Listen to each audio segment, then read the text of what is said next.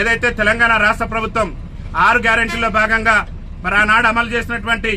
ఆర్టీసీలో మహిళలకు ఉచిత ప్రయాణం ఏదైతే ఉందో ఆ ఉచిత ప్రయాణం కారణంగా ఈ తెలంగాణ రాష్ట్రంలో ఉన్నటువంటి 30 లక్షల మంది వికలాంగులు ఆర్టీసీ బస్ ఎక్కాలంటేనే భయపడేటటువంటి పరిస్థితి ఈ రోజు దాపరించింది. ఇవాళ మహిళలు వచ్చి మాకు వికలాంగులకు ఉన్నటువంటి సీట్లలో కూడా ఆధిపత్యం చెలాయిస్తూ వికలాంగుల సీట్లలో కూడా వారు కూర్చోవడం వల్ల వికలాంగులు చాలా తీవ్రమైనటువంటి ఇబ్బందులు ఎదుర్కొనేటటువంటి పరిస్థితి ఉంది. కాబట్టి తెలంగాణ రాష్ట్ర ముఖ్యమంత్రి రేవంత్ రెడ్డి గారిని అదేవిధంగా తెలంగాణ రాష్ట్ర మంత్రి మరి పొన్నం ప్రభాకర్ గారు రవాణా శాఖ మంత్రికి ఉన్నారు కాబట్టి తక్షణమే బాధ్యత తీసుకొని వికలాంగులకు గతంలో ఉన్నటువంటి ఒక సీటుకు మరో 2 అదనపు సీట్లు కేటాయించి వికలాంగుల సీట్లలో వికలాంగులే కూర్చునే విధంగా రాష్ట్ర ప్రభుత్వం వెంటనే చర్యలు తీసుకోవాలని చెప్పేసి కూడా భారత వికలాంగుల హక్కుల పరిరక్షణ సమితి ఆధ్వర్యంలో ఈ రోజు వరంగల్ జిల్లా వర్ధనపేట ఆర్టీసీ బస్టాండ్ లో మేము చీరలు కట్టుకుని రాష్ట్ర ముఖ్యమంత్రి గారు కనువిప్పగలగాలి, వికలాంగుల పరిస్థితి ఆర్టీసీ బస్సులు ఎంత దయనీయంగా తయారైందనేది రాష్ట్ర ముఖ్యమంత్రి గారు కనువిప్పగలగాలని చెప్పేసి ఇలా చీరలు కట్టుకుని మా వికలాంగుల సమాజం ఇలా నిరసన వ్యక్తం చేస్తుంది. ఈ నిరసనతోనైనా రాష్ట్ర మంత్రి గారికి రాష్ట్ర ముఖ్యమంత్రి గారికి కనువిప్పగలిగి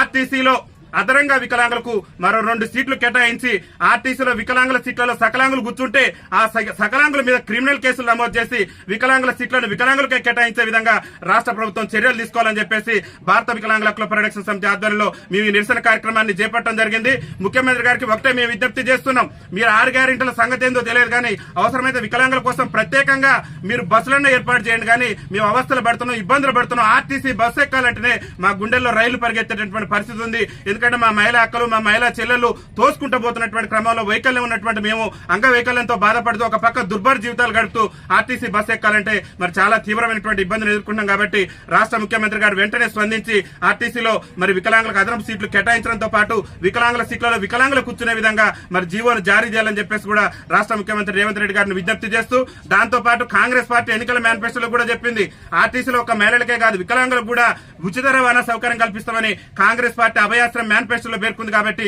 తక్షణమే ఆర్టీసీలో వికలాంగులకు 100% రాయితీతోని ఉచిత రవాణా సౌకర్యం కూడా కల్పించాలని చెప్పేసి కూడా భారత వికలాంగుల హక్కుల పరిరక్షణ సమితి తెలంగాణ రాష్ట్ర కమిటీ పక్షాన మీ విజ్ఞప్తి చేస్తూ ఈ రోజు ఈ నిరసన కార్యక్రమాన్ని చేపట్టడం జరిగిందని చెప్పేసి తెలియజేస్తూ వికలాంగుల ఐక్యత.